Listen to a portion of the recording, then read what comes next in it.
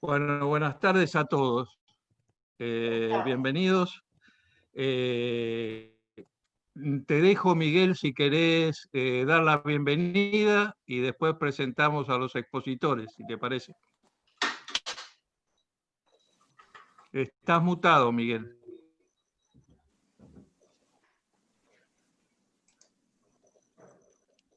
Muchas gracias, Rubén. Gracias al doctor Neira que nos está acompañando, que luego o ahora dirá unas palabritas porque el Consejo Profesional de Certificaciones Médicas ha hecho también un gran esfuerzo por poder convocar a tanto a Oscar Kocher como a José Pedro Bustos y al doctor Rubén Torres. Pretendemos que sea, como siempre, una jornada diferente de que trascienda el mero diagnóstico y de ser posible, que esto es un poquito a veces un poco más difícil, hacer propuestas para ver cómo superamos las situaciones que los doctores vienen planteando hace años y a veces con cierta inmovilidad ajena a la voluntad de todos los que estamos acá. Y bienvenido, después cerramos y el doctor Neira, si quiere saludar, por favor, porque este es uno de los... Cómo no, muchas gracias, Miguel. Bueno, buenas tardes a todos. La verdad que es un placer tener esta actividad hoy con Oscar y con José Bustos y la coordinación de Rubén. Así que me parece que va a ser algo sumamente provechoso, digamos, de actualización de la seguridad social.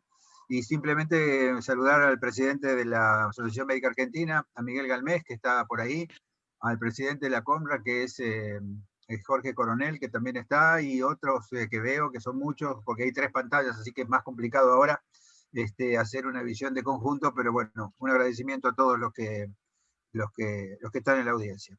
Así que, Rubén, te paso la palabra. Fenómeno. Muchas gracias, Jorge. Bueno, creo que es casi una tontería presentarles a los dos expositores que nos honran hoy.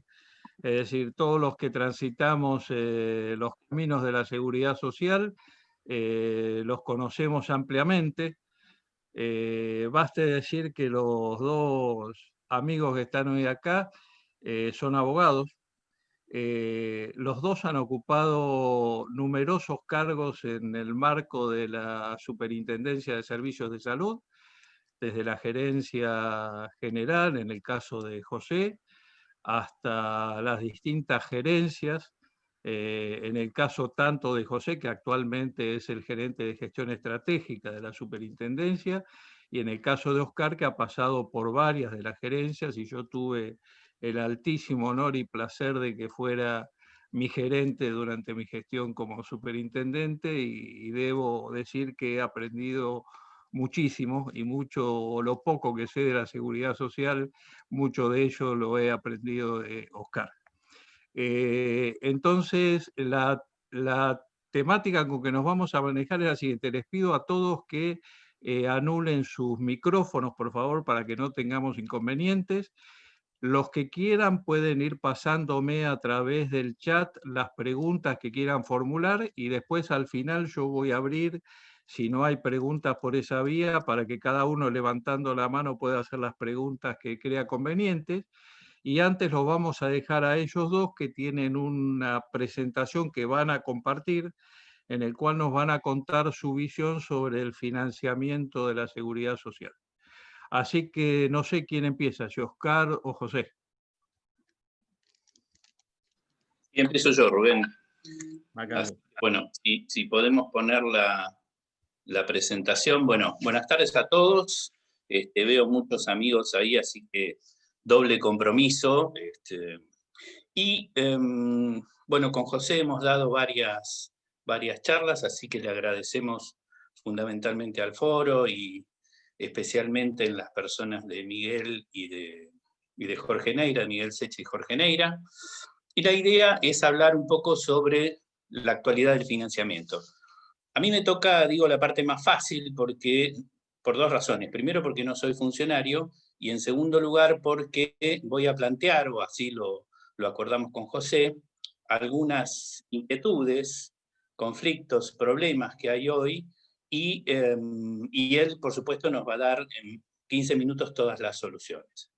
De modo que, insisto, que me toca la parte más fácil, y yo quisiera empezar, pasemos por favor la primera, porque, digo, nosotros hoy estamos en un sistema que tiene una inequidad manifiesta, no solo, digamos, en el tema económico, o como consecuencia de una inequidad que se da a partir del año 98, repercute sobre el sistema en general o sobre la recaudación del sistema en general, ¿sí?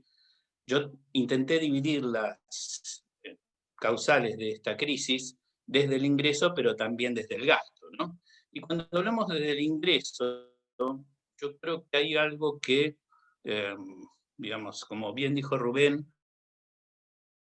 trabajé mucho de él, y creo que en esto de la desregulación, que es la posibilidad de que la gente se cambie de obra social, hay una gran inequidad que parte de un supuesto en el que nosotros vivimos un sistema de seguridad social en que la gente se puede cambiar de obra social. Ahora, ese cambio viene acompañado del aporte y la contribución, ¿sí? El aporte y la contribución, y lo dice el decreto reglamentario de la ley, es salario diferido, le pertenece al trabajador y por lo tanto lo lleva donde quiere. Este lo lleva donde quiere, hace que ese traslado sea total y sirva, en la mayoría de los casos, de los que vamos a ver ahora en un detalle, para ser parte del componente, si se quiere, de la seguridad social con el que se paga la cuota de la medicina prepaga.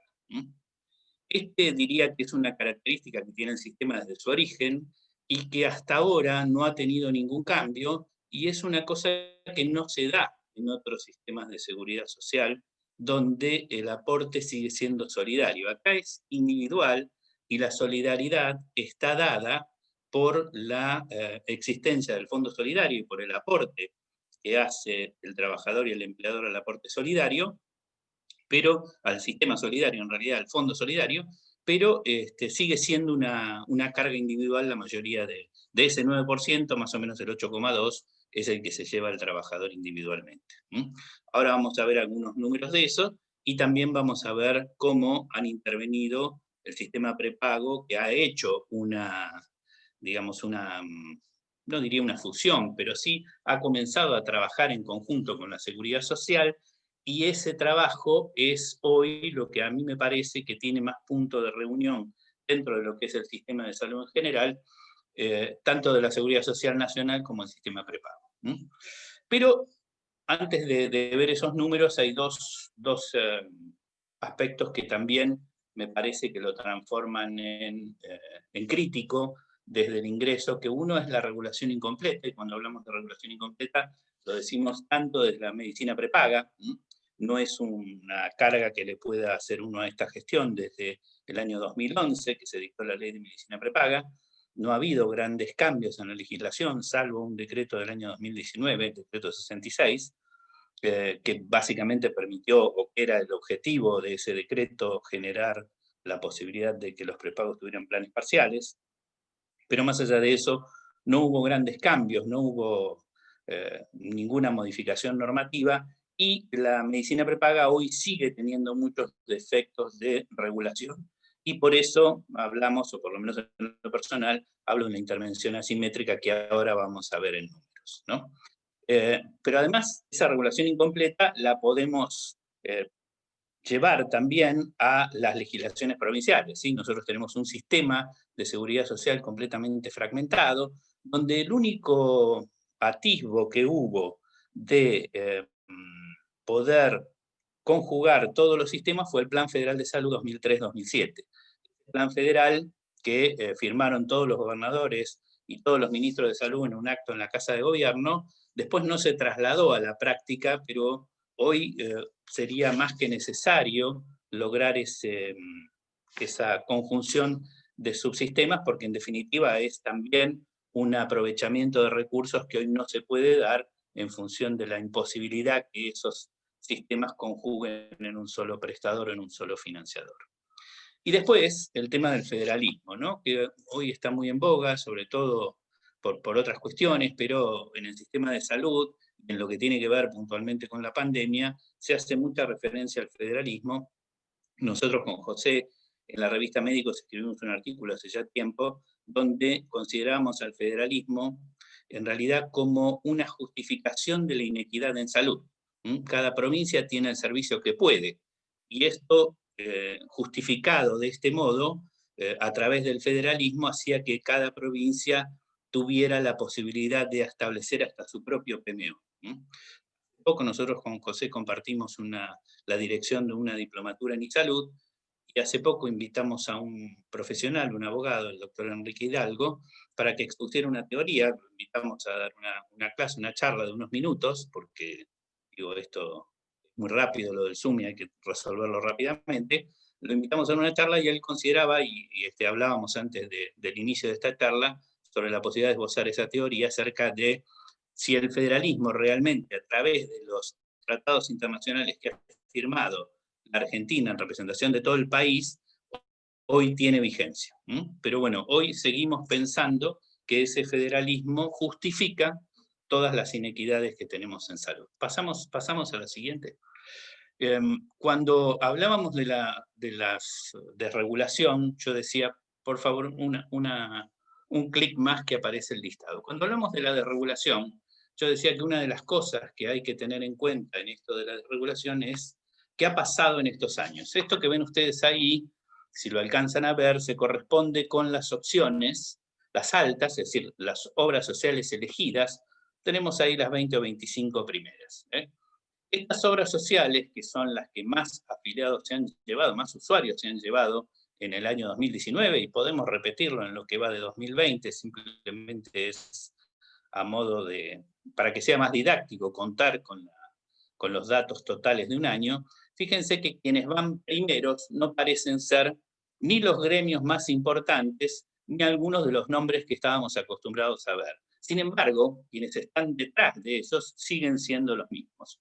Salvo el caso de Sancor y Remises, que no lo conozco, más o menos a partir de técnicos de vuelo, aparece técnicos de vuelo, mandos medios, programas médicos, OSPOSE, Ministerio de Economía, aparecen obras sociales que en realidad lo que tienen son acuerdos con diferentes empresas de medicina prepaga, incluso con una obra social de personal de dirección, que es el caso de OSDE, donde en realidad la gente está eligiendo una obra social que generalmente no conoce ni sabe cuál es, probablemente no tenga ningún contacto ni siquiera con la sede, ni sepa quiénes son sus autoridades, pero está haciendo esta elección con el objetivo de llevar su aporte hacia una empresa de medicina prepaga o, insisto, hacia una obra social de personal de dirección. Si ustedes ven el listado de obras sociales que están ahí, van a ver que, salvo el caso de la obra social de los petroleros, no hay ninguno de alguna actividad que sea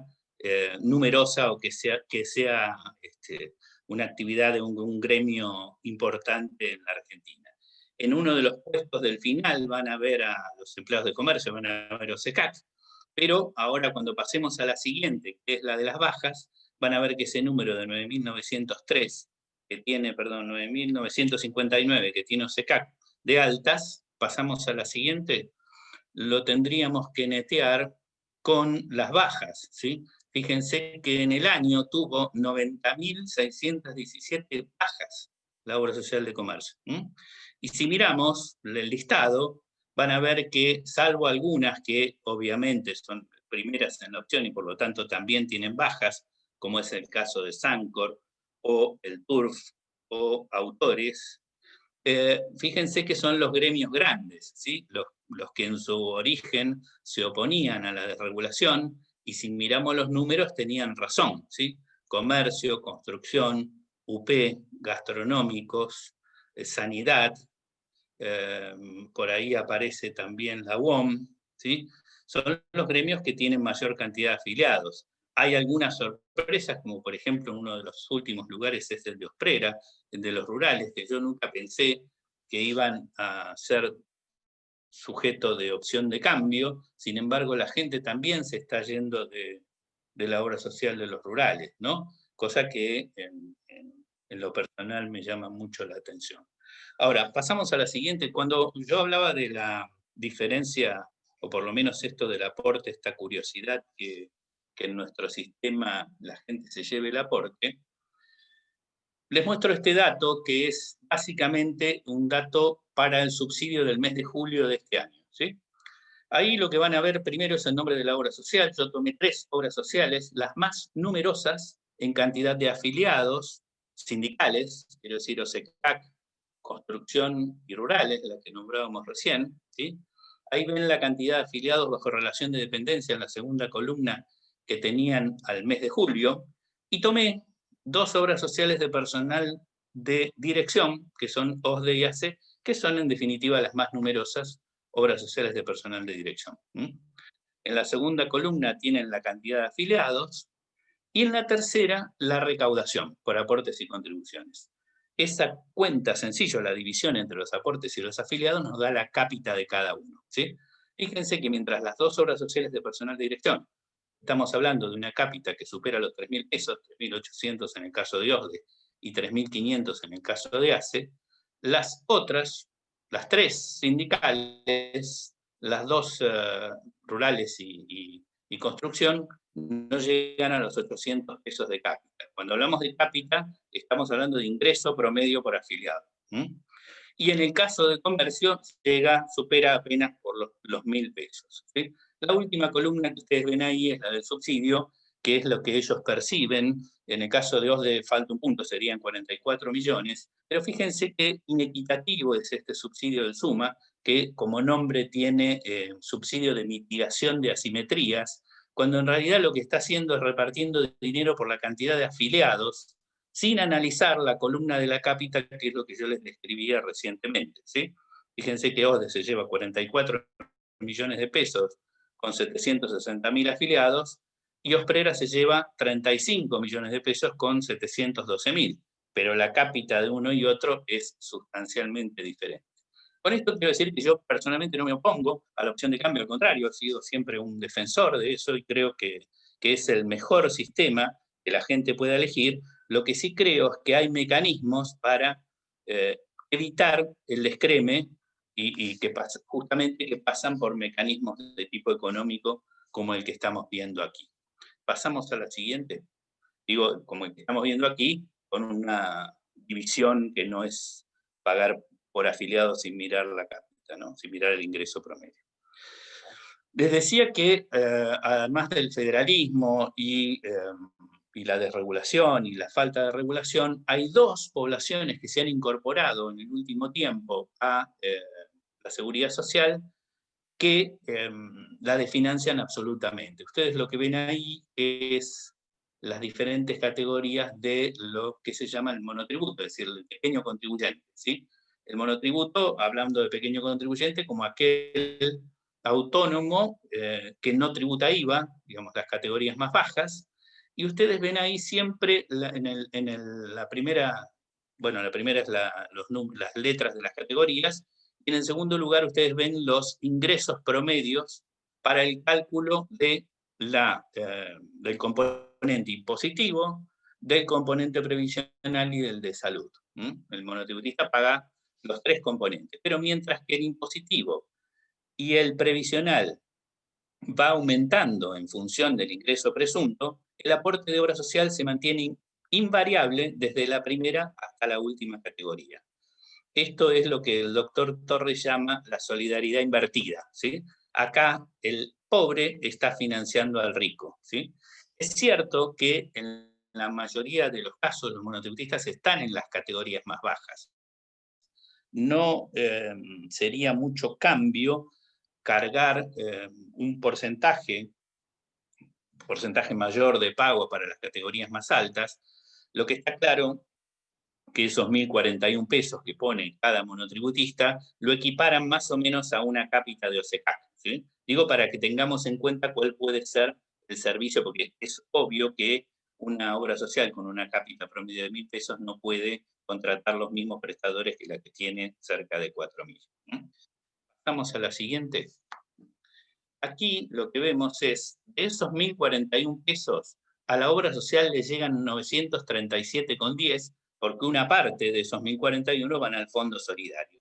Si a esto le sumamos los diferentes subsidios que percibe la obra social, ya sea el SUMA, que vimos recién, subsidio de mitigación de asimetrías, el SUMARTE, que es el subsidio específico para el monotributo, más una compensación que desde el año 2019, a través de un decreto, el 251, se le paga también a los monotributistas, llega a ese valor de 1.427,10 en una foto que yo les cuento, lo he tomado nada más que como para hacerlo más didáctico, es una foto a junio de 2020. ¿Por qué digo una foto? Porque la recaudación va variando, entonces mensualmente, y entonces puede ser que tenga algún cambio en general en todo o sea, que hoy pueda ser un poco más que esos 1.427 pesos que deja el monotributista entre lo que paga más los subsidios en la obra social. Pasemos a la siguiente. Y el otro grupo, que es el que hoy está desfinanciando de manera considerable el sistema, es el de los jubilados, ¿sí? Aquí lo que hice fue dividirlos en función de un decreto del año 2019, que les nombraba el 251, que estableció diferentes valores para las poblaciones que se jubilaran antes o después de junio de 2019. Pero en el peor de los escenarios, la obra social está recibiendo 760 pesos de la cápita del PAMI, más los subsidios que los llevan a 2.000, 2.100, y en el caso de los jubilados después de junio de 2019, lo lleva más o menos a 3.337 pesos. Esto quiere decir que moverán la cifra para los jubilados después del junio de 2019 es sustancialmente superior a las anteriores, lo que pasa es que también tenemos que pensar que es una población demandante. Una población demandante que a su vez en el último tiempo se ha transformado en el recurso de amparo de moda.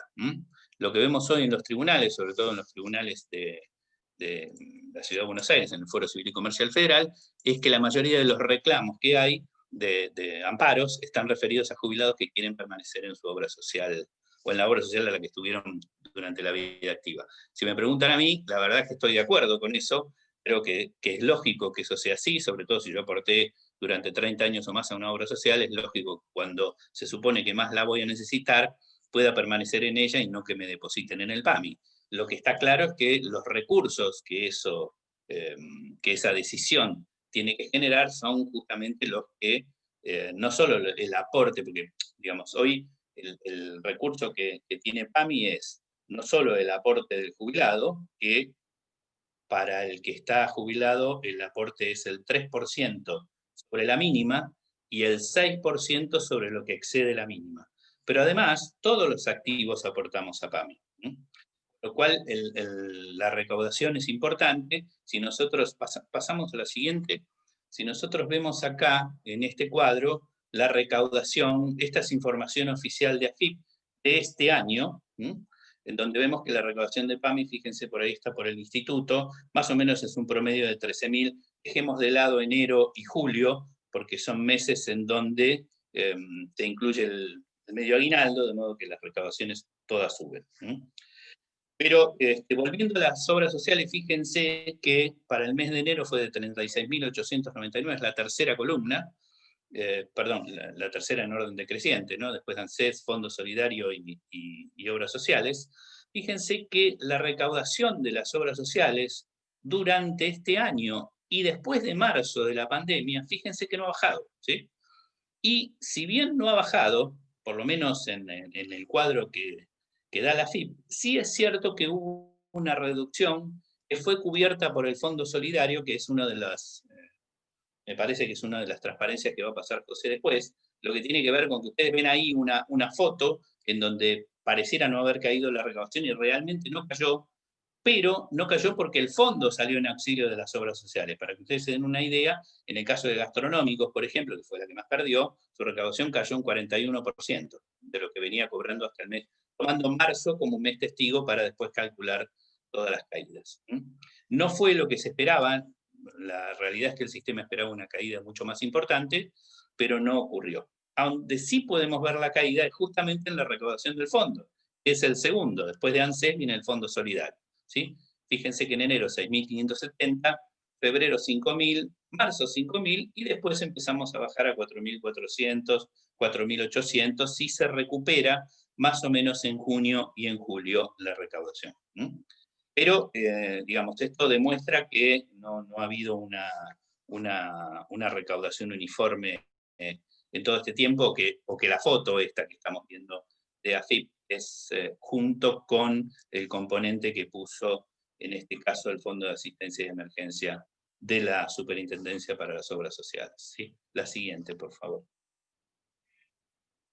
Bueno, ahora, si lo miramos no en dinero, sino en personas, la cantidad de aportantes al sistema se sigue reduciendo. Tuvimos históricamente más o menos unos 7 millones de aportantes, aunque es justo decir que en el gobierno anterior a este, la cantidad de personas se mantuvo, pero bajó mucho los aportantes en relación de dependencia, que pasaron en su mayoría a ser monotributistas, con el aporte que ustedes vieron en los cuadros anteriores. Una aclaración, el aporte del monotributo, más allá de ser bajo, se mantiene invariable todo el año, ¿sí? Desde enero a diciembre sin cambios. Ahora, cuando miramos la cantidad de beneficiarios sobre la cantidad de aportantes, está claro que estamos casi 3-1, ¿sí? Digo esto porque todos estos beneficiarios en el Sistema Nacional del Seguro de Salud, y porque así lo dice la ley, ingresan a la cobertura obligatoria, pero solo por el aporte del titular. Que si lo miramos de acuerdo a los cuadros de las dos personas que tienen los carteles en sus manos, el de 1.660 se corresponde con el aporte de las obras sociales sindicales, y el de 1.850 se corresponde con el aporte de las obras sociales de personal de dirección. ¿Sí? Pasamos a la siguiente. Bueno, ahora, esto, lo que vimos hasta ahora es ingreso. Lo que está claro es que desde el gasto, esos ingresos no alcanzan a cubrir el costo del PMO. Y esto no es algo que hayamos descubierto ahora. Esto es algo que viene ya de arrastre. Digamos, la pandemia lo que ha hecho es mostrarlo, si quieren, de manera más cruda. Pero la realidad es que hace tiempo que no viene alcanzando, ¿sí? Y el Fondo Solidario distribuyó mucho más dinero del que recaudó, ¿sí? No solo por la caída de la recaudación a la que hablábamos, sino también porque se siguen incorporando prácticas y diferentes medicamentos donde en ningún lugar se legisla por enfermedad, pero nunca nadie dice de dónde va a salir la recaudación o la ampliación del presupuesto para cubrir estas prácticas. Podemos poner dos ejemplos que todos pueden conocer, lo que pasó con el Nusinersen y el acuerdo, el cuestionado acuerdo que celebró por entonces la Secretaría de Salud con el laboratorio vinculado a la cobertura, pero más que a la cobertura, la inclusión en el PMO, ¿sí? Que es un tema que, digamos, este gobierno lo legisló correctamente, sacándolo del programa, pero lo que está claro es que, más allá de lo que decida el Ministerio de Salud, o en este caso la Autoridad de Aplicación en materia de salud, lo que está claro es que no lleva el mismo tratamiento en la justicia. Si ustedes quieren, durante la pandemia tuvimos un ejemplo, de ejemplo de lo que no se debe hacer con la fibrosis quística, donde el Ministerio tuvo una actuación más que loable, vinculada a la necesidad de acotar el servicio, el gasto, y de tener una legislación acorde a lo que representa esta patología dentro del sistema de salud, pero la legislatura, o en este caso el Senado, decidió, más por una cuestión política, incorporarlo, y está claro que el Poder Judicial tiene su propio camino. Ahí tenemos tres visiones diferentes de una misma situación, en donde, digamos, ¿no?, están todos pensando de manera diferente sobre una misma patología, donde la competencia ineludible del Ministerio de Salud no es respetada por los otros poderes. Pasamos a la siguiente. Bueno, Y hoy estamos en esta situación, ¿sí? Hoy estamos en una pandemia que va a seguir reduciendo la recaudación y va a seguir reduciendo las personas en relación de dependencia, ¿sí? Que son los cotizantes, que son los aportantes. Entonces, nos vamos a encontrar en una situación donde va a haber menos personas y que esas personas van a ir a dos lugares, o van a permanecer en la seguridad social como monotributistas, que es, me parece, la opción más clara o la más fácil para poder seguir teniendo la cobertura de la seguridad social, o van a ir hacia el sector público, ¿sí? Con lo cual esto va a ser un problema para el sector público en general. Y en cualquiera de los dos casos van a generar una merma evidente en la recaudación. Esa merma la vamos a ver en el sistema y no quiero adelantarme a lo que va a decir José, pero está claro que tenemos que pensar que si los fondos para equiparar las recaudaciones y para que las obras sociales perdieran menos salieron del Fondo Solidario, está claro que aquí el Estado, por lo menos en la seguridad social, hasta el momento no ha puesto nada. Vamos a la siguiente, creo que hay una más. No, esto ya, bueno, esto es lo que va a seguir José. De mi parte, como les decía, solamente plantear el tema, plantear el problema, y para que tomemos conciencia de hacia dónde estamos yendo, ¿sí? Yo, después, si da la posibilidad, tengo algunas propuestas, pero no quiero adelantarme a eso y escucharlo a José. Bueno, gracias Oscar, buenas tardes, gracias al foro por la invitación, que en realidad casi integramos con Oscar, hace muchos años que venimos haciendo trabajos en común, gracias en la persona tanto de Miguel como de Jorge Neira, como de Jorge Iapichino, que lo vi por ahí conectados, que ahora no lo veo, pero por ahí debe andar. Y primero quiero, bueno, agradecer la participación porque simultáneamente hasta ahora está hablando el superintendente con el secretario general de la Confederación General de Trabajo en otra charla, así que los asistentes a esta reunión, bienvenidos sean. Y segundo, quiero bajar un poco las expectativas de Oscar porque empezó diciendo que yo iba a aportar las soluciones. Lamentablemente no creo que eso sea posible en la Argentina de hoy, pero bueno, por lo menos sí a intentar... casi diría conversar y comentar algunas vías de solución a este problema que, como bien lo describió Oscar en la primera parte, se va agravando. Habitualmente muchas de estas cuestiones, tanto el tema de financiamiento como los problemas de algunos colectivos que integran la seguridad social como jubilados y monotributistas a las que ya hizo referencia Oscar, producen inequidades en el financiamiento y nosotros tratamos de elaborar soluciones con Oscar, muchas de ellas volcadas en artículos que escribimos en la revista Médico, tanto respecto de monotributistas como de jubilados, como de financiamiento en general, pero sentíamos que era casi una voz en el desierto, ¿no? Que eran problemas que por ahí apreciábamos nosotros, pero que no se veían reflejados en el común de la sociedad. Tan es así que, como solemos decir, los temas de interés en donde uno leía encuestas hechas a la sociedad, entre los 5 o 8 primeros lugares nunca aparecía el tema de la salud como sus preocupaciones esenciales, ¿no? Aparecían temas de economía, desocupación, corrupción, etcétera, pero no el tema de la salud. Me parece, y seguro compartimos con Oscar este pensamiento, que a raíz de la pandemia y a raíz de el impacto que está produciendo en el sistema de salud y en la seguridad social, la salud va a ser un tema que va a aparecer en la agenda de modo más prioritario que lo que nosotros vimos hasta este momento, y algunas de estas cuestiones esperemos que sean tratados también por quienes gobiernan, cualquiera fuera el color político del gobierno de turno, el anterior o el que venga. Porque muchas de estas cuestiones nos parece a nosotros que eran tratados casi como, no quiero decir insensibilidad, pero sí con indiferencia por parte del poder político cuando tratábamos de aportar alguna de estas soluciones. Hoy este problema se va agravando y se agravó profundamente con la pandemia, como decía recién Oscar en una de las transparencias que presentó. hay una caída pronunciada del desempleo que ya se venía anunciando en el gobierno anterior, pero que la pandemia profundizó, y también una caída en la recaudación del Fondo Solidario de Redistribución.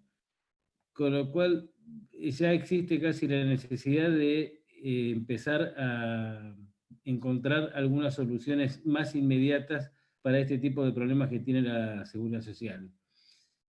En tema de financiamiento. Nosotros con Oscar hace ya 11 años que estamos dando clases y siempre empezamos a hablar del financiamiento como hablamos del sistema bismarckiano, del sistema universal, que básicamente la Seguridad Social está basado en un sistema bismarckiano, es decir, el sistema contributivo, y claramente en este momento en Argentina está demostrado que es absolutamente insuficiente para financiar a la Seguridad Social tener un basamento casi exclusivo en el aporte del trabajador y en la contribución del empleador. Y acá empiezan las dificultades porque uno tiene que empezar a, sobre todo cuando ocupa una función pública, que muchos de los presentes la ocuparon o la ocupamos, y tenemos que empezar a buscar soluciones, como dijo Oscar al principio, o vías de mejora de los problemas que se nos presentan, y básicamente en este caso de financiamiento. Voy a comentar algunas de estas diapositivas que estamos viendo para después profundizar algunas de estas vías de solución que entendemos que tendríamos que abordar. Perdón, quería pasar yo la diapositiva. Acá estamos viendo variación. Bueno, acá hizo referencia recién Oscar, vamos una antes, perdón, estaba tratando de pasarla yo y por eso me distraje. No, la primera que estábamos, que no llegué ni siquiera a comentar, ahí. Recién hizo en la última parte de su exposición Oscar una referencia a la caída de la recaudación. Es cierto que fue sorprendente en algunas actividades que nosotros pensamos que iba a ser más pronunciada, por ejemplo en construcción, que si bien hubo una baja en la recaudación evidente, nosotros pensamos que iba a ser mucho más pronunciada. La más pronunciada claramente fue gastronómicos, que tienen la combinación de gastronómicos y hotelería, con lo cual ni una ni otra de las actividades hoy prácticamente funciona, o funciona la de gastronomía a muy bajo nivel, y lamentablemente en el próximo año no parece que estas dos actividades fueran a desarrollarse sustancialmente. Una de las cuestiones que esto produjo es que las discusiones sobre paritarias, es decir, sobre negociaciones salariales, fueran muy escasas. Hay muchas paritarias que están suspendidas, que empezaron a vencer a partir de marzo de este año y que todavía ni siquiera se negociaron. Algunos de los dirigentes sindicales incluso tienen temor a pedir aumento porque saben que no tienen empleo directamente, con lo cual es muy difícil generar una paritaria en estas condiciones socioeconómicas de Argentina, y esto impacta directamente en el fondo. Es decir, si nosotros vivimos un proceso inflacionario como el que estamos viviendo, y el Fondo Solidario se va desfinanciando por un lado por la baja de empleo y por otro lado porque no aumenta su recaudación por vía del aumento salarial de los trabajadores, los problemas se van agravando aún más todavía. Acá en este cuadro vemos algunos números que acreditan este impacto en la caída de la recaudación. Ahora sí, pasemos a la otra diapositiva, por favor.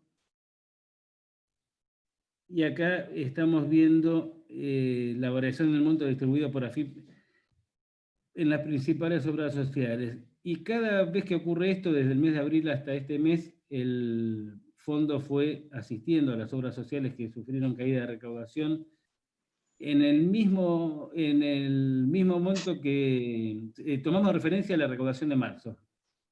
Es decir, desde marzo a hoy, cada obra social que recauda menos, aquel porcentaje menor que recaude se lo compensa por vía del fondo. Entonces, en los hechos, ninguna obra social sufrió una caída de recaudación.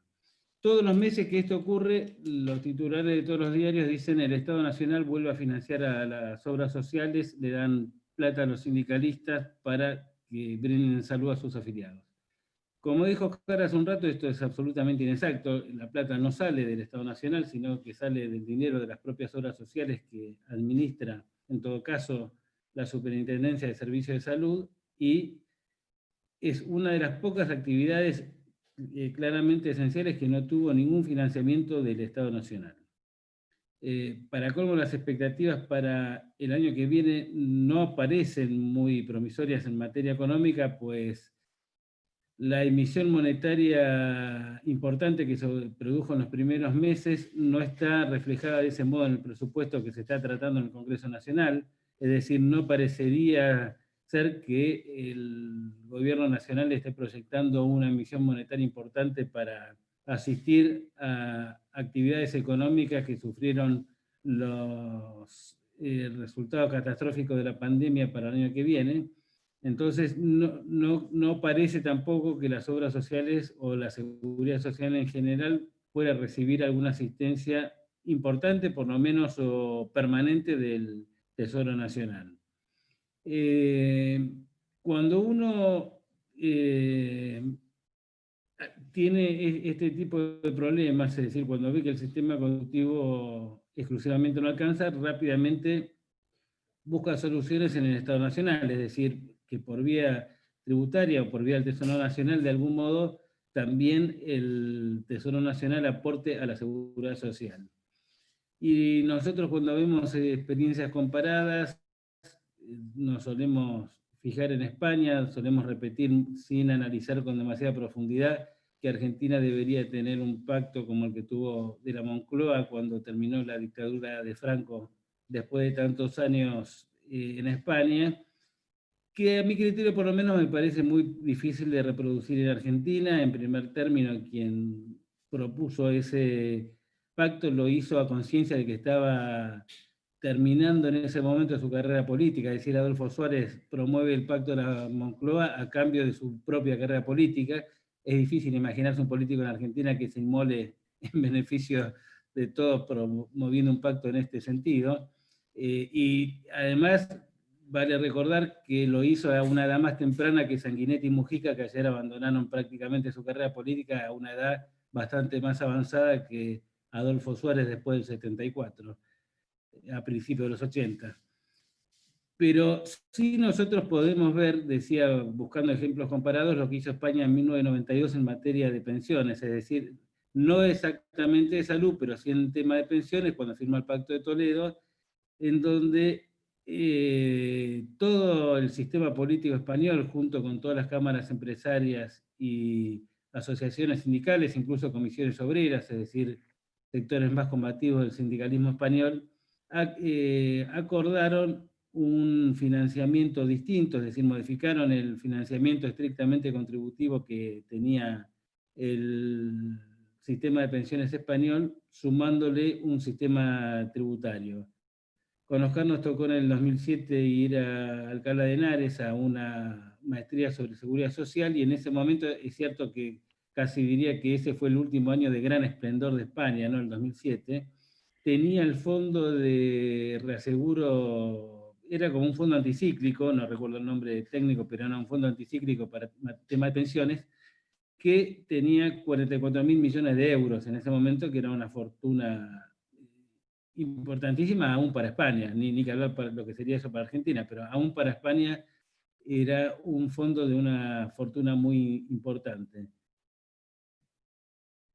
Para tener una idea de que no es fácil alcanzar ese tipo de acuerdos, uno de los presentes en la clase esa, un contador, hizo una pregunta vinculada de por qué si había tanta plata no se repartía más plata, es decir, por qué no aumentaban las pensiones, ya que tengo tanta plata. La pensión máxima en ese momento era de 2.500 euros, es decir, una cifra razonable para Europa, pero no muy sustanciosa. Y un economista de comisiones obreras, vuelvo a reiterar, de sectores más vinculados con la izquierda del sindicalismo español, indicó que cuando uno tenía un fondo de esas características podía adoptar una de estas tres alternativas. Una, lo que decía este contador, un contador que después fue superintendente, no quiero decir el nombre, pero es fácil saber quién es.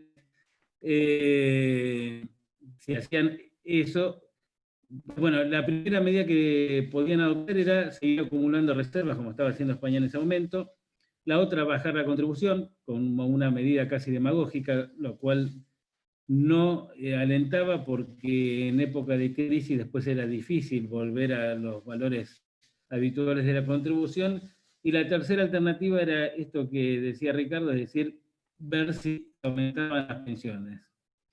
Entonces, él nos mostró una simulación que tenía del desarrollo de la economía española del 2007 hasta el 2050, y nos mostraba que iba a tener 2 caídas pronunciadas la economía española, con lo cual, si se aumentaba el monto de pensiones, se estaba hipotecando a 1 o 2 generaciones de jóvenes españoles que iban a ser jubilados en el año 2050, con lo cual no era aconsejable tampoco hacer ese reparto. En Argentina lo más probable es que cualquiera que tuviera una caja de 44.000 millones de pesos, no digo de euros, la repartiera rápidamente para tratar de, primero, solucionar problemas, eso evidentemente que existen, y segundo, salir en la foto de los diarios él mismo y no pensar qué ocurriría en la economía argentina en los próximos 40 o 50 años. Entonces, si bien es difícil pensar en este tipo de acuerdos en Argentina, sobre todo con una sociedad que en materia política está crispada respecto de una posición u otra y no parece que hubiera tantos puentes de comunicación como a mí personalmente y a Oscar nos gustaría que existieran, me parece que hay que pensar en alguna salida de todo el arco político de Argentina que modifique esta situación y vea que no está totalmente agotado el sistema contributivo casi como exclusivo del financiamiento de la seguridad social, y de un modo u otro hay que recurrir al Tesoro Nacional. Es cierto también, uno entiende que Argentina es un país prácticamente quebrado, y me imagino que si vamos a hacer este planteo a Guzmán Lacunza, o como se llamara el ministro, no hago nombres porque no es el tema, al tercer intento de comunicación nos bloquea el número telefónico para que no le pidamos plata, porque todo el mundo le debe estar pidiendo asistencia respecto de cada una de sus actividades, pero, insisto, claramente en materia de salud hay que pensar en un financiamiento que derive de un ingreso que venga no solamente de la contribución, sino también del Tesoro Nacional. Y a partir de ahí, bueno, aparecen algunas vías. A ver, podemos pasar a la próxima por si estoy pisando lo que voy a... Bueno, estos son otros ejemplos de lo que está ocurriendo en el sistema. Acá nosotros, como venimos diciendo a lo largo de esta conversación, primero, los aportes y contribuciones no aumentan como deberían aumentar, y segundo, que hay un uso de estos fondos en subsidios y en integración que de algún modo podría considerarse un subsidio, es decir, cómo se financia la discapacidad o gran parte de la discapacidad en la seguridad social, se lleva porcentajes cada vez mayores del fondo. Hoy tenía una reunión al mediodía y recordábamos que en la época en donde Rubén era superintendente, más o menos el 75% de fondos solidarios se destinaba al alto costo, es decir, a prestaciones. Hoy el porcentaje es casi inversamente proporcional, es decir, un 25% más o menos se destina a alto costo y el 75% se van en subsidios y en integración. Y como la plata es finita, esa es una discusión que también deberíamos darnos, no digo acá toda la sociedad, pero sí por lo menos los actores de la seguridad social, ¿qué queremos privilegiar? Es decir, ¿queremos seguir repartiendo el dinero del fondo con subsidios o queremos privilegiar el alto costo? Porque para todo no va a alcanzar, lamentablemente. Entonces uno tiene que tomar decisiones. Hay, por ejemplo, el costo de medicamentos importados, biológicos. Esto, por supuesto, que no voy a profundizar, es un tema que seguramente Rubén o algunos médicos o farmacéuticos que esté oyendo podrían explicar mejor que nosotros dos este tema, pero en donde aparecen medicamentos de altísimo costo que son impagables para la seguridad social, sumado a ello que están a valores dolarizados, con la disparada del dólar que está sufriendo Argentina, se hacen cada vez más inalcanzables para los financiadores y cada vez más difícil de tratar. Hizo alguna referencia, Oscar, al tema Spinraza, que todos ustedes conocen, es decir, qué hizo el Ministerio de Salud, la Superintendencia y la Secretaría de Industria y Comercio Interior respecto a este tema para fijarle un valor de referencia que no fuera tan elevado, porque a valor de cartilla, es decir, a valor del menú que ofrecía el laboratorio, es decir, $104.000, de pagar todo ese medicamento, la plata era superior al presupuesto de un año del Ministerio de Salud de la Nación, con lo cual esto es un reflejo de lo inalcanzable que resulta el financiamiento de muchos de estos medicamentos no solo para Argentina, no solo para la seguridad social, sino también para el sector público, con lo cual todas estas redefiniciones de algún modo hay que tratar.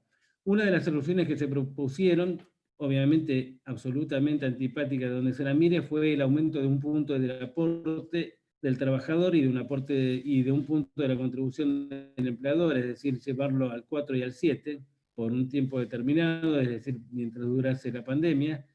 Esto no fue aceptado. Insisto, por supuesto que esto recibe críticas porque por un lado genera más carga al empleador, es decir, un costo mayor, y mete la mano en el bolsillo del trabajador al subir el aporte. Nadie desea llegar a ese tipo de propuestas. Lo que pasa es que, insisto, cuando uno tiene la responsabilidad de cumplir una función pública, tiene que adoptar decisiones, y siempre digo lo mismo. Es cierto que esta propuesta no es la más simpática, pero bueno, dennos ideas a ver cuál es mejor que esta, digamos. Porque uno puede decir, yo iría a buscar otra fuente de financiamiento. ¿Cuál? No son tantas las posibles. Obviamente la más directa es el Tesoro Nacional, esto sin duda. Pero un Estado que está teniendo tantos frentes juntos y que no tenemos respuesta inmediata, no lo digo como queja, sino como realidad general de Argentina por parte del Estado Nacional, buscamos por donde se pueda conseguir otra fuente de financiamiento. Nosotros el 16 de marzo de este año habíamos terminado un proyecto de ley de monotributo en donde modificábamos algunas condiciones de esta inequidad, en donde en primer término subíamos los escalones de cada una de las 12 categorías de monotributista en cuanto al pago, es decir, quien más cobra, más aporta, que si bien no es absolutamente solidaria como si es el financiamiento vinculado con el régimen general, porque ahí automáticamente se paga el 6% de contribución y 3% de aporte, por lo menos significaba un acto de justicia de hacerlo pagar a quien más cobrase. También hay que decir, la verdad, la otra cara de la moneda era que el 80% de los monotributistas están en las 4 categorías más bajas, con lo cual no iba a ser importante desde el punto de vista financiero, es más, era más un gesto de justicia que lo que hubiera ocurrido en el impacto financiero concreto.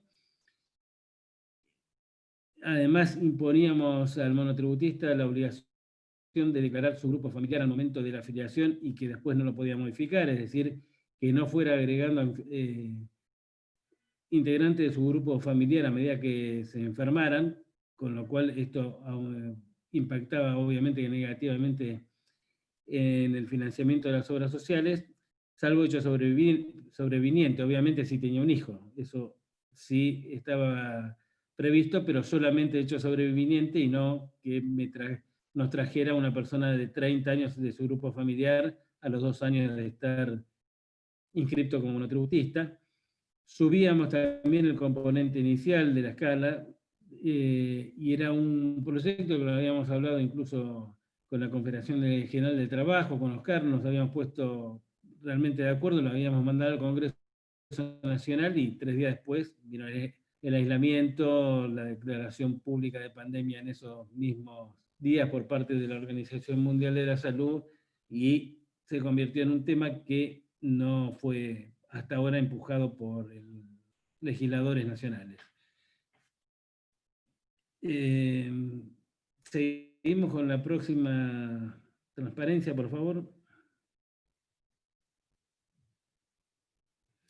No, bueno, estas son las mismas, lo mismo que estamos viendo, es decir, qué impacto tienen los subsidios y el sistema de integración en la seguridad social y cómo cada vez aumenta más. Es cierto también, hago una muy breve historia, antes de integración la discapacidad en general, antes de que se implantara la integración como régimen en 16, si no recuerdo mal, o 17, 16 creo que fue Oscar, ¿no? Cada vez el porcentaje que se llevaba del sur era mayor. El primer año se había llevado solamente el 3% del total, y en el último año anterior, insisto, a la integración, se llevaba casi el 50% del total del Fondo Solidario. Sí, perdón, José, para un promedio de casi 60.000 afiliados. Correcto. Sobre 14 o 15 millones de personas. Exactamente. Es decir, 60.000 afiliados se llevaban el 50% casi del Fondo Solidario en materia de reintegros, ¿no? Hoy se lo lleva también en materia de integración, que creo que es un tema que habría que reformular en algún sentido, pero insisto, antes de reformularlo tenemos que ponernos de acuerdo para qué vamos a usar el fondo. Es decir, si vamos a seguir con subsidios de integración, que es una posibilidad, o vamos a financiar alto costo. No parece que hubiera plata para las dos cosas. Seguimos con la próxima. Esto demuestra más o menos lo mismo, es decir, va demostrando cómo fue aumentando el porcentaje de integración respecto de los ingresos generales del Fondo Solidario. Sí, sigamos porque es un poco lo que yo venía contando hasta recién. Y acá un tema desagregado respecto de en qué consiste integración y algunas cuestiones que también deberíamos discutir para mejorar el financiamiento de la Seguridad Social. Si nosotros vemos cómo está compuesto integración, el costo mayor lo tiene rehabilitación, es decir, el módulo integral intensivo de asistencia efectiva de los discapacitados, pero el segundo y el tercero están vinculados con transporte y con apoyo escolar, con lo cual no parecería ser razonable que entidades de salud tengan que hacerse cargo del transporte y de la integración escolar. Están existiendo conversaciones respecto de la posibilidad de que tanto transporte como que las está llevando directamente Eugenio Zanarini adelante con representantes del ANDIS, de la Secretaría General de Presidencia de la Nación, tratando de excluir de la seguridad social tanto el transporte como la integración escolar. Son discusiones que no son sencillas, no es fácil que esto ocurra, pero me parece que hay que por lo menos empezar a ponerlo en la mesa de discusión. Si ustedes miramos, casi el 33% del gasto de integración se lo llevan estos dos módulos que no están vinculados, insisto, con la asistencia que sí deben brindar las obras sociales al discapacitado, sino con el transporte y la escuela, más allá de abusos que se cometen, sobre todo con tema de transporte, en donde hay algunas personas que tienen una cantidad de transporte semanal que casi van hasta Miami ida y vuelta, si uno sumara cada uno de los kilómetros que estamos teniendo. Pero bueno, pasamos a la próxima. Esta es la que agregué, que no la había visto Oscar, la agregué a las 6 menos 10, más o menos es una relación de endeudamiento entre pasivo corriente con recaudación promedio de los últimos 6 meses. Y esto nos refleja también la situación de las obras sociales en general, ¿no? Porque una de las conversaciones que se tuvo con Todesca, por ejemplo, en donde al principio de la pandemia se le pidió que resolvieran una serie de cuestiones, en el medio de la conversación la propia Todesca dijo, bueno, nosotros podemos pensar en algunas soluciones, pero tampoco le vamos a arreglar los 30 años de problemas que tienen ustedes propios de la Seguridad Social. ¿Ustedes qué aportan a mejorar este sistema? Y acá creo que es razonable su reflexión, y además que tienen razón, no solo es razonable, sino que algunas cosas nosotros mismos debemos modificar, más allá de ir a pedir plata por afuera, tenemos que modificar algunas cuestiones vinculadas con el sistema de cómo funcionan algunas obras sociales. Como muchos de nosotros sabemos, hay casi 300 obras sociales, deben ser más o menos 250 porque hay algunas que están desactivadas o que les queda el nombre pero no funcionan como tales, o viejos hados que ya prácticamente no tienen funcionamiento, pero alrededor de 300 obras sociales. Y acá nosotros tenemos la cantidad de recaudaciones afectadas a su funcionamiento, y vemos que es muy difícil trabajar con obras sociales en esta situación. Cuando empezó la pandemia había 94 obras sociales en situación de crisis. Hoy son 127 que están recibiendo, que están otorgando cobertura al 30% de la población. Con lo cual, alguna solución hay que encontrar. En el gobierno anterior se intentó buscar alguna solución por vía...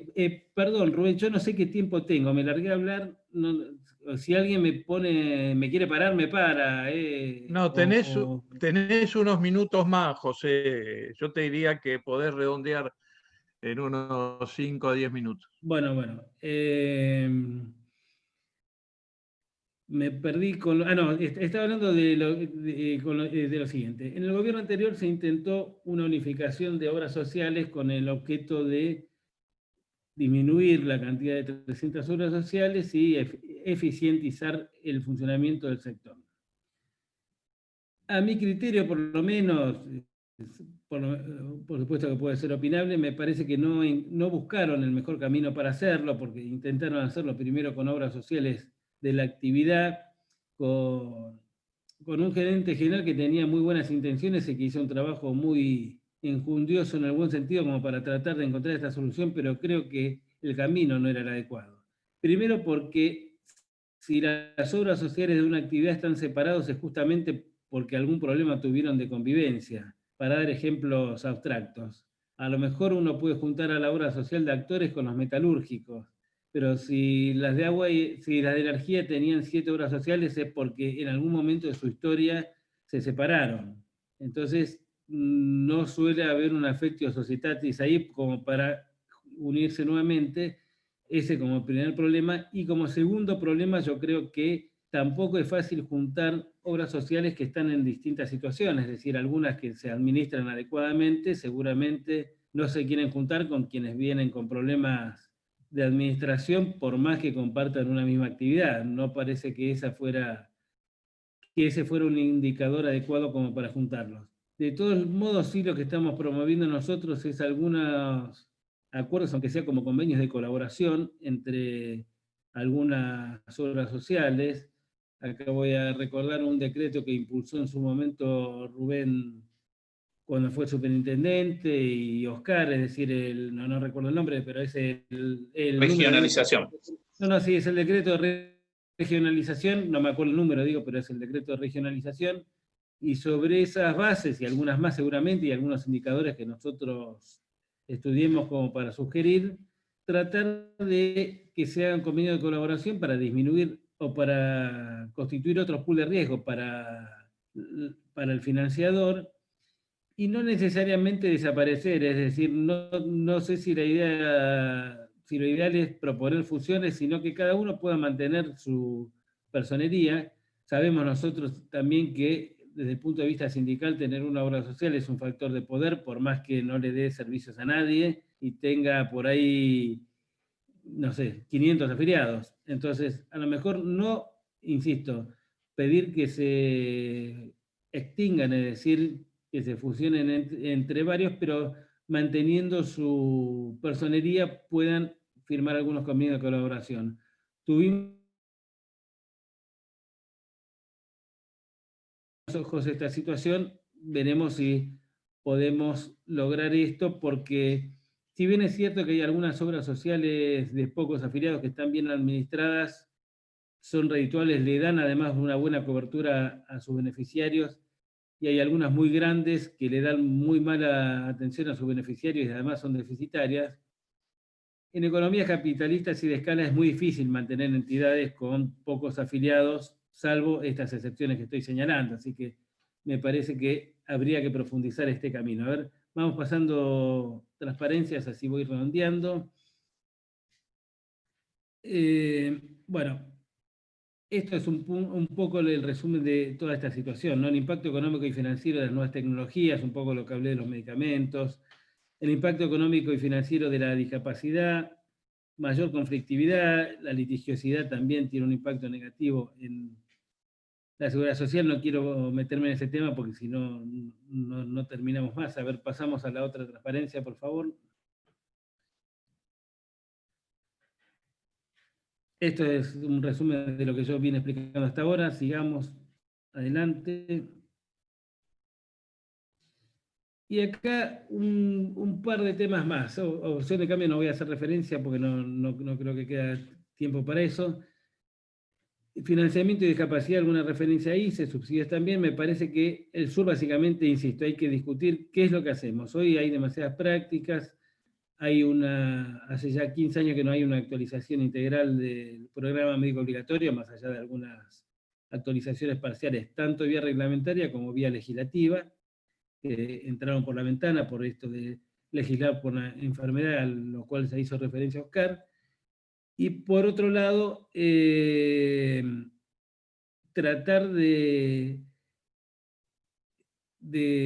que por lo menos la base del programa médico obligatorio, que como decimos con Oscar en las charlas, yo no lo llamaría más de este modo, es decir, sino ya hablaría de canasta de prestaciones, tenga un sustento legal, es decir, que primero el Congreso Nacional apruebe la necesidad de tener una canasta de prestaciones y después sí, que de modo reglamentario cada X periodo de tiempo se vaya actualizando. Me parece que esto le daría mayor confiabilidad al sistema y este es un problema de gobernanza que Argentina debería resolver. A ver, pasamos a otro. Bueno, pensé que faltaba alguna más. Me apuré bastante en los últimos minutos. Muchas gracias y bueno, nos quedamos sujetos a preguntas que nos quieran hacer y como Rubén ordene en su rol de coordinador. Bueno, muchísimas gracias a los dos, excelentes exposiciones. Creo que hay muy poco que agregar a lo que ellos han dicho respecto del panorama de la seguridad social.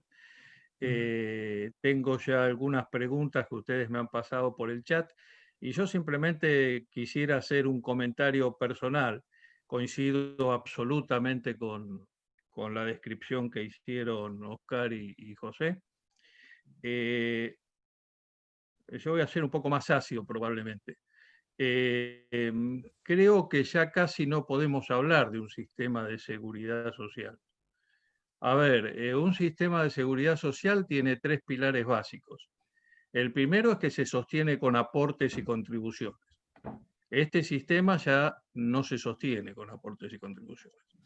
El segundo punto de un sistema de seguridad social es que es compulsivo. Esa fue la característica central del modelo bismarckiano. Este sistema yo creo que casi ha dejado de ser compulsivo. ¿En qué sentido? Un ejemplo son los monotributistas. Es decir, estamos en el modelo más antiguo del modelo bismarckiano, donde el único aportante y beneficiario era el propio trabajador. Ese fue el primer modelo bismarckiano. Pero no se corresponde con la seguridad social moderna, donde el aportante es acompañado por la totalidad del grupo familiar. Esto no sucede con los monotributistas. Y el tercer pilar central de un sistema de seguridad social es la solidaridad, es decir, mantener la equidad entre todos los participantes. Y Oscar lo mostró con toda claridad y después lo reafirmó José. Nuestro sistema no es hoy solidario, ni aún con el aporte del Fondo Solidario de Redistribución. Y ahí hay 2 o 3 cosas para marcar que ellos mostraron con tajante claridad. A ver, el sistema es absolutamente inequitativo. En diciembre del 2019, un señor que se quedaba en su obra social de origen tenía una cápita promedio de 1.800 pesos. Y un señor que derivaba sus aportes a través de una obra social a un sistema prepago tenía una cápita promedio de 3.030 pesos. Es decir, que casi duplicaba el ingreso de eso. El aporte que hacen los distintos subsidios, el SUMA, el SUMARTE y demás, en ninguno de los casos alcanza para cubrir esa diferencia. En ninguno de los casos. En segundo lugar, hay un componente del mercado de trabajo que hace que el sistema de seguridad social, como diga, está desaparecido, ¿verdad? A ver, decía Oscar, un monotributista aporta hoy en términos redondos el 55% del valor del costo del programa médico obligatorio. En entre 1989, comienzo del sistema de monotributo, y el 2019, el número de trabajadores formales que se aumentó el sistema, 42%. El número de monotributistas aumentó el 420% en ese lapso. Esto hace que el sistema se torne insostenible. Y la tercera cosa que tiene que caracterizar, como les decía, en estas compensaciones de solidaridad a un sistema de seguridad social en salud, que es la equidad. El sistema hoy es absolutamente inequitativo. Y el ejemplo más flagrante lo dio Oscar con los jubilados. Hoy tenemos jubilados, 3 jubilados distintos en la Argentina. Tenemos los jubilados en el PAMI, que tienen una cápita mayor a 3.500 pesos. Tenemos unos jubilados después del decreto de abril del 2019, que rondan los 3.000 pesos con todos los aportes de los subsidios del fondo. Y tenemos los pobres jubilados que se quedaron en las obras sociales antes, que llegan apenas a los 2.000 pesos. Y después, cuando el Estado, como decía muy bien José, no sale a cubrir estas diferencias, subsidia a los jubilados que más reciben.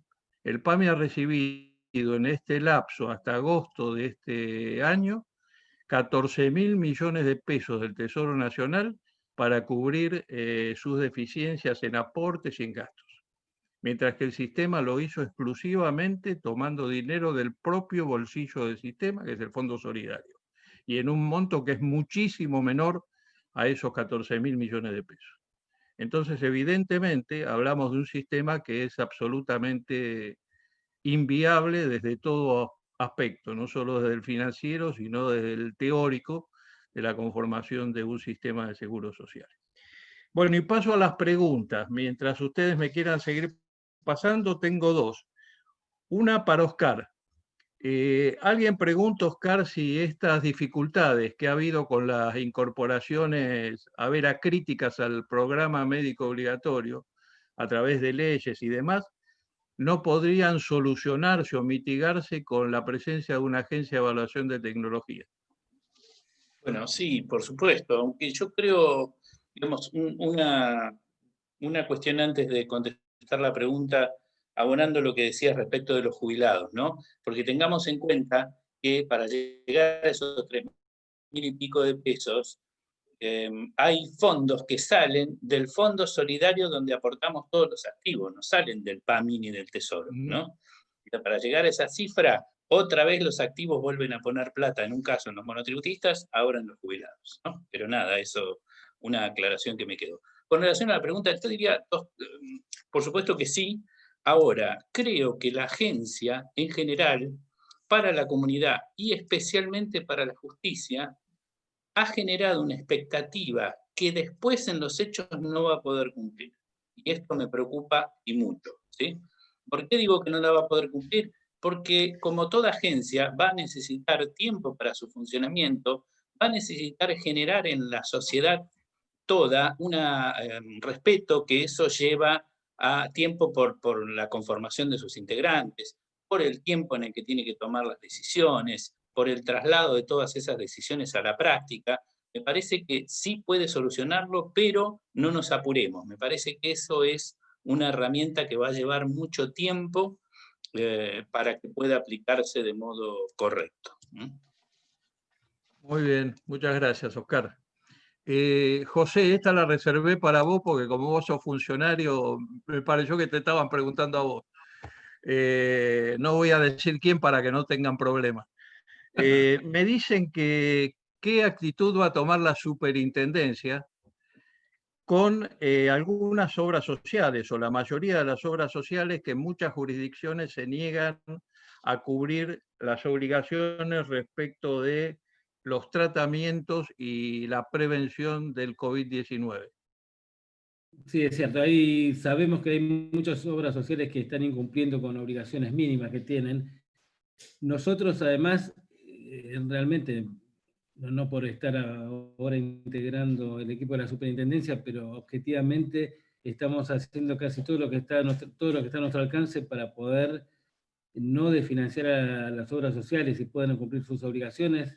Entre otras cosas, emitimos 2 resoluciones en donde se crearon módulos COVID, en donde se financian incluso algunas de las prácticas vinculadas con COVID, y aún así sabemos que hay varios incumplimientos de obras sociales, como pregunta acá, no vi todavía quién, pero no importa quién haya preguntado, y estamos recibiendo todo tipo de consultas, incluso para aplicar sanciones en esos casos concretos. Más allá de esas resoluciones, si ustedes se fijan, desde abril a hoy hay 2 comunicados de la superintendencia exhortando a las obras sociales a cumplir con su tarea primaria de brindar servicios de salud y asistir a los beneficiarios que padezcan COVID y hacerse cargo del costo de este tratamiento, porque además, seamos justos, es cierto también que muchas de las obras sociales tienen otras prácticas que no están brindando, es decir, no es que tienen el costo ordinario que venían teniendo, porque todos nosotros nos estamos cuidando de tratar de no ir a aquellos médicos que no son esenciales para evitar contagios eventuales de COVID. COVID lo estamos haciendo de marzo, entonces no hay ninguna razón como para que no se brinde este tipo de prácticas y estamos recibiendo este tipo de... Perdón, José, además la Super lanzó una línea de reintegro para COVID. Claro, también, por eso, ¿no? generó eso... 2 resoluciones en donde se reintegran casi todas las situaciones vinculadas con COVID. Así que no hay ninguna justificación como para que no se brinden servicios de este tipo. Y en términos generales, porque también el aislamiento y la distancia sirve para reflexionar sobre algunos temas, estamos terminando de discutir ahí ya un proyecto de resolución para reclamos, es decir, reclamos en general, no solo COVID. Nosotros tenemos una resolución 075 que creo que fue bastante eficaz, pero está totalmente desactualizada en el tiempo y que hay que adaptarla a los sistemas informáticos, redes sociales, reclamos más expeditivos que lo que es la 075, y estamos, le diría con seguridad, antes de fin de año vamos a emitir una resolución para facilitar la canalización de este tipo de reclamos y además tratar de ser efectivos, que esto es muchas veces lo más difícil que hay, porque a veces uno tiene una resolución, la aplica, surge una sanción de ese expediente administrativo y después la obra social sigue sin cumplir, con lo cual formalmente muchas veces decimos muy bien, la verdad se aplicó una sanción y el beneficiario sigue sin cobertura. Entonces, esto es lo que estamos tratando de, dentro del alcance de las competencias de la superintendencia, de mejorar. Gracias, José. Me permito, vos mencionaste el decreto del sistema de contratación regional de las obras sociales. Era el decreto 317 del 2005. Bárbaro. Hay 2 preguntas más. Uno de los colegas plantea que, como vos expusiste, José, había un planteo respecto a aumentar un punto los aportes y las contribuciones como una medida posible de salvataje del sistema. Pregunta el colega si no les parece a cualquiera de los dos, si no habría algunas otras medidas que podrían avanzarse, como es la desaparición del impuesto a los créditos y a los débitos bancarios, que tienen un impacto muy importante en el sistema, y a otras cargas. Sí, lo contesto yo, ¿te parece, Oscar, esto? Me parece... Sí. Bueno, después complementarla si querés, no hay problema. Como dije, era una medida antipática, la discutimos nosotros. De todos modos, ya le digo que no va a salir el aumento del 1% porque estaba propuesto como una inclusión en la ley de presupuesto y esto no ocurrió, con lo cual no camina. También nosotros trabajamos sobre este tema que está planteando el oyente, pero cuando uno es funcionario, y esto lo sabe Rubén, que fue superintendente, discutir estos temas que dependen de economía es mucho más difícil que tratar de conseguir el aumento de aporte y contribuciones. Sin duda que coincido con el planteo, no solo me parece razonable, sino que me parece que es mucho más justo. Lo discutimos también, hasta ahora no tuvimos oídos complacientes para esta petición, pero sí, coincido con la postura. Sí, perdón, Rubén, atiendo lo que dice lo que dice José, yo diría también que me parece en lo personal que aumentar el aporte y la contribución es como cazar en el zoológico. Hay que ir a buscar a los que no pagan, no cargarle más a los que pagan, eso por un lado. Pero por otro lado pensemos también, avalando lo que dice José respecto de la situación que se plantea desde siendo funcionario del sector salud con relación al gobierno, que por ejemplo en el caso del monotributo nadie duda que es un importe muy bajo y además existe en la ley de reforma tributaria la potestad para el Poder Ejecutivo de aumentar el componente de salud. ¿Sí? Hay un artículo en la ley que lo faculta por única vez al presidente vía decreto aumentar el valor. Ahora, los diferentes gobiernos, y no, esta es una ley que viene del gobierno anterior, la respuesta ha sido siempre la misma. Yo lo entiendo desde el lugar político. La respuesta del gobierno es, ¿ustedes quieren que yo aumente el monotributo para que la plata vaya a las obras sociales y el costo político lo pague el gobierno? Es decir, salió el aumento, que los diarios digan que el gobierno le mete la mano en el bolsillo al monotributista para que la plata se la lleven las obras sociales. Entonces, la respuesta es no. Quiero decir, en ese sentido también hay que ver cómo funciona la estructura o la escala de gobierno en general, ¿no? Y entrando a lo que preguntaba o hablaba esta persona respecto de los recursos, yo creo que hay un componente que estuvimos trabajando bastante, los técnicos del instituto, que llevamos de alguna manera la palabra técnica de la CGT, que es cargar un porcentaje al Fondo Solidario sobre las diferencias de plan, sobre las cuotas que pagan las personas sobre las prepagas, ¿sí? Sería una aplicación estricta, en mi opinión, de la solidaridad, porque ese es el que más paga, lo paga solo para él, o diría de otra manera, el gran beneficiado de eso es la empresa de medicina prepaga, que no deja nada en el fondo, pero sí se beneficia por el componente que pone el afiliado en el sistema por ser trabajador en relación de dependencia. Pero eso es una discusión más política que técnica. Genial, gracias Oscar. Y además diste respuesta a una pregunta, porque un colega justamente preguntaba esto, ¿no? Si no era necesario que las medicinas prepagas aportaran por esa diferencia de aporte. Sí. Y hay otra pregunta fácil, esta es fácil. ¿Qué opinan respecto de la necesidad de revisar el programa médico obligatorio y la dificultad política que esto plantea en función de las expectativas generales de la sociedad? Fácil de contestar, así que el que quiera. Pero me parece que esa es más para vos, Rubén, que para nosotros. No, yo de esto no sé casi nada, ¿viste? Responde el coordinador. No, la tiene que responder el coordinador. Te puedo dar mi opinión, pero me parece que vos estás más autorizado para responder eso. A ver, yo no tengo ninguna duda de que, y además sé, y José lo puede corroborar, que ya la Superintendencia y el Ministerio de Salud de la Nación están avanzando con el Banco Interamericano de Desarrollo en un plan para la revisión del programa médico obligatorio. Esto no me cabe ninguna duda de que hay intencionalidad política de hacer esto, pero por otro lado coincide con lo que decía el colega que planteaba la pregunta, ¿no? Es decir, yo creo que en Argentina va a ser muy difícil cualquier modificación, más allá de los aspectos técnicos que hacen necesario revisar el programa médico obligatorio. A ver, ¿a qué me refiero? No solo los económicos, sino los grises que tiene el programa médico obligatorio. A ver, hay cosas que están en el programa médico obligatorio que no están cubiertos por el Sistema Único de Reintegro. Hay cosas que están en el programa médico obligatorio y están solo para los más cubiertos de la Argentina y no para los más pobres de la Argentina. Hay cosas que están cubiertas en el programa médico obligatorio que son absolutamente inequitativas, porque están al alcance de los que más tienen y no pueden llegar a los que menos tienen.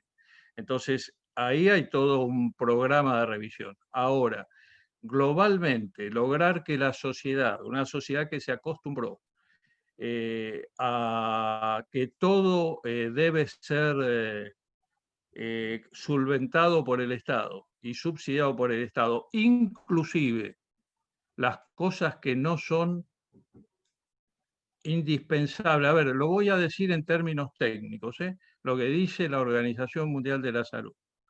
Dice la Organización Mundial de la Salud, para que un país alcance cobertura universal, tiene primero que cubrir las necesidades de primer nivel y hacer que ellas alcancen a todos los ciudadanos. Y es una irracionalidad cubrir necesidades de menor nivel de prioridad cuando no están cubiertas las de primer nivel de prioridad. Yo me permito recordarles que hay obras sociales demandadas, y Oscar puede plantear esto, por la feminización de la cara de una persona que por razones de género absolutamente tomadas en cuenta, desea cambiar su aspecto físico. Cuando muchos de los niños que están cubiertos por las obras sociales nacionales, por estas dificultades de ingreso de algunas obras sociales, no pueden acceder al programa materno-infantil obligatorio.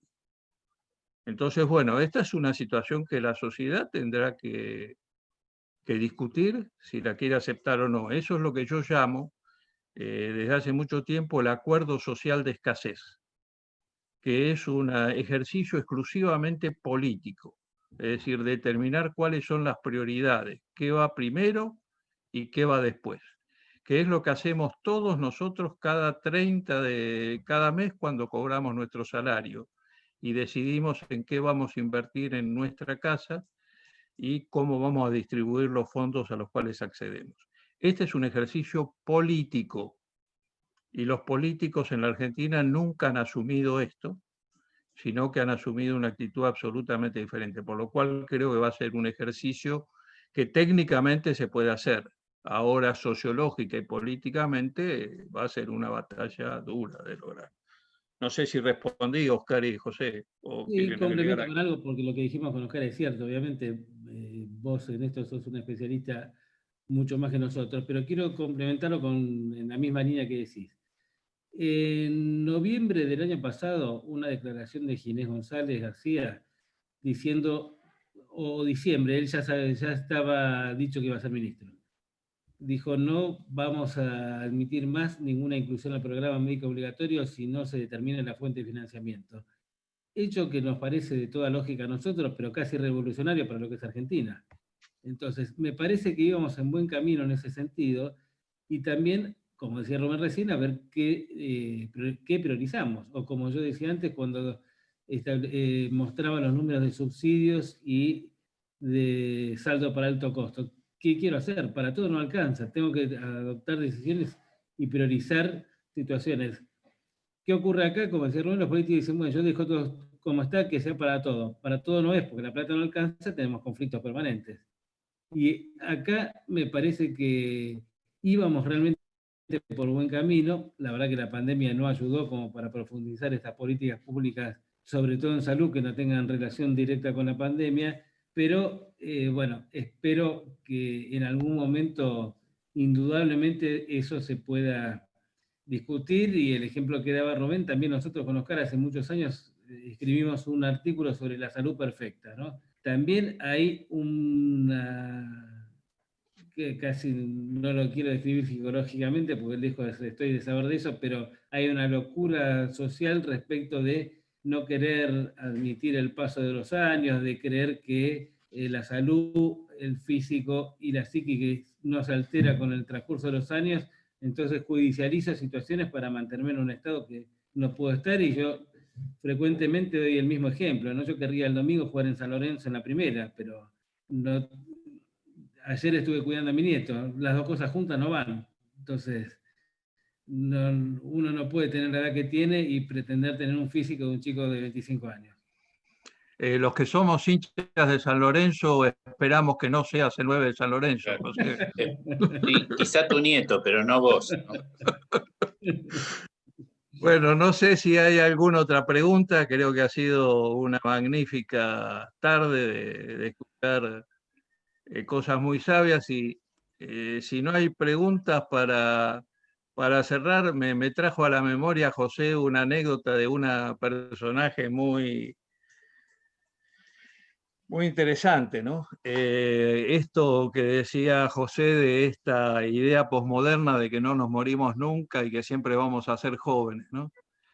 El señor que creó la ley habló de la ley de Alberto Einstein, exactamente. Ustedes saben que los que son médicos acá lo recordarán. Fue uno de los primeros pacientes a los cuales Nissen, un brillantísimo cirujano, le hizo un atrapamiento de un aneurisma de aorta abdominal, que fue exitoso. 2 años después de eso, un día 16 de abril, se internó con dolor abdominal en uno de los más importantes hospitales de Nueva York. Y le ofrecieron operarse nuevamente e intentar resolver este tema. ¿Saben cuál fue la respuesta del amigo Einstein? Dijo, miren, yo he vivido una maravillosa vida, mucho más importante de la que yo esperaba vivir. Y me parece una arbitrariedad ir contra la naturaleza, porque sé que existen muy pocas posibilidades o ninguna de que yo sobreviva. Entonces me parece justo dejar que la naturaleza haga lo que corresponde. 2 días después se murió. Eso un poco en la línea de lo que José planteaba, de esta idea de que somos inmortales y de que podemos ser jóvenes toda la vida. Bueno, yo les agradezco mucho a todos, les agradezco a Oscar y a José, brillante la exposición, y Miguel, te dejo para que vos cierres, o no sé si Jorge quiere hacer algún comentario también. Primero Neira, por favor, si está de acuerdo. Bueno, felicitarlo, realmente espectacular lo de Oscar y lo de José y lo de Rubén. Yo creo que son 3 hiper especialistas en el tema y es un placer escucharlos como siempre. Hablando de la inmortalidad, es interesante en la literatura ver cómo es la inmortalidad, porque si uno lee, por ejemplo, Las intermitencias de la muerte de Saramago, o si lee incluso a Jonathan Swift. Jonathan Swift, que escribió Gulliver, que se hizo famoso porque se creyó que era un libro para niños, en realidad era un crítico de la política inglesa. Y en uno de los cuentos de Gulliver, uno de los 4 cuentos de Gulliver, cuando habla de los ancianos, y eran ancianos que no se morían, que tenían vida eterna, pero se iban olvidando de las cosas y empezaban, digamos, a tener sus olvidos hasta que terminaban, incluso no podían hablar porque no se acordaban de las palabras. Y otro interesante, también Borges escribió El Inmortal, y en El Inmortal hay una referencia, digamos, a la inmortalidad, y el personaje, digamos, que finalmente termina siendo Homero, pide por favor poder volver a tomar las aguas del río de la mortalidad para volver a morirse. Y cuando después que hace eso y ve que sangra, se da cuenta que se va a morir y le da como una satisfacción, porque es interesante que cuando una persona vive la vida eterna no hay ningún beneficio, porque en realidad lo bueno y lo malo da lo mismo, porque total tiene tanto para vivir que no le va a pasar nada.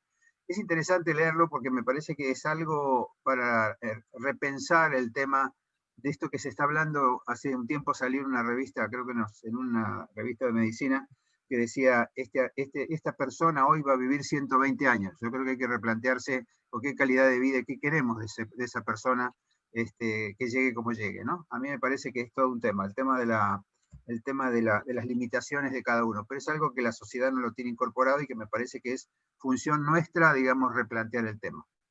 Así que bueno, muchas gracias Oscar, muchas gracias José, muchas gracias Rubén, como siempre espectaculares, la verdad que para mí es un placer escucharlo, y bueno, ahora le hago el cierre a Miguel. Bueno, gracias Jorge.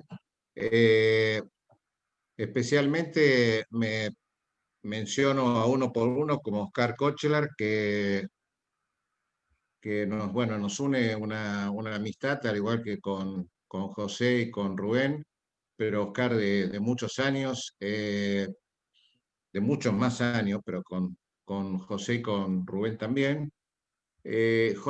Oscar, solamente te hago el comentario que siempre fui admirador de tu prudencia y de tu tu noción de oportunidad. Por eso creo que cuando te referiste a la Agencia Nacional de Evaluación de Tecnología, hablabas de la calidad con la que hay que construir la misma.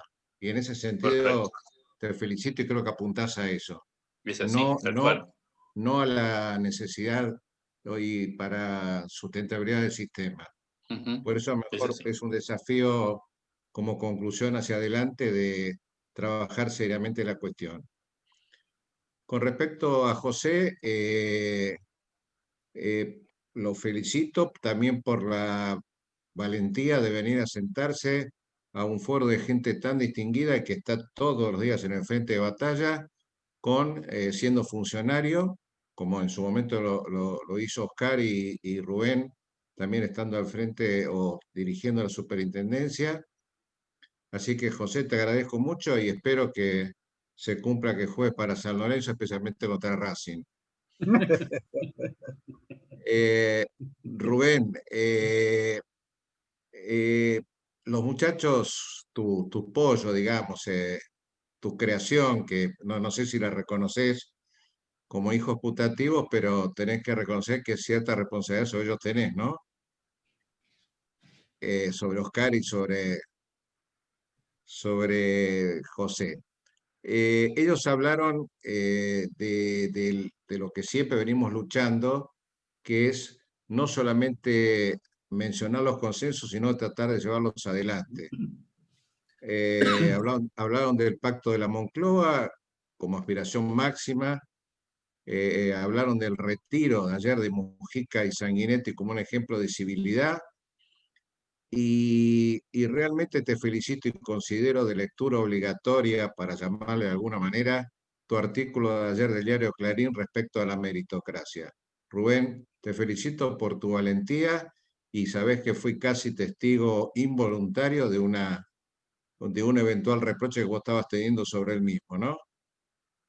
Te felicito por reitero, al igual que los tres, porque los tres son valientes, porque son coherentes entre lo que dicen y hacen, y por lo tanto para el foro, con absoluta franqueza, es constructivo todo lo que ha sucedido, sin perjuicio de que, por eso me refiero y les pido que el que lo tenga a mano, si no se lo enviamos, el artículo ayer de Clarín de Rubén, nos ubica en una coyuntura de muchas cosas que se han hablado acá y que tienen relación con la siempre llamada decisión política, sin perjuicio de no convertir este discurso en un señalamiento de una política partidista o coyuntural.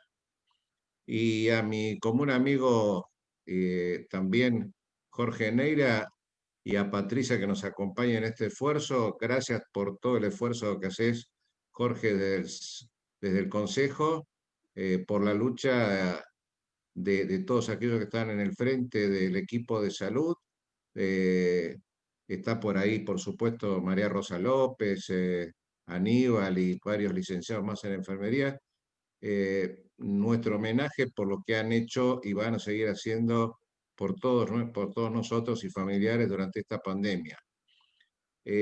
No quiero dar vuelta al bote, como se dice vulgarmente, en el sentido que esta fue una reunión muy rica, ceñido estrictamente a las cuestiones económicas que se resumen en la palabra financiamiento, pero creo que estamos todos convocados, aunque sea para el año próximo, de ver cómo tratamos de seguir aportando estas políticas públicas federales y modificar un poquito lo que Rubén recién habló de las cuestiones relacionadas estrictamente a la equidad y a la calidad.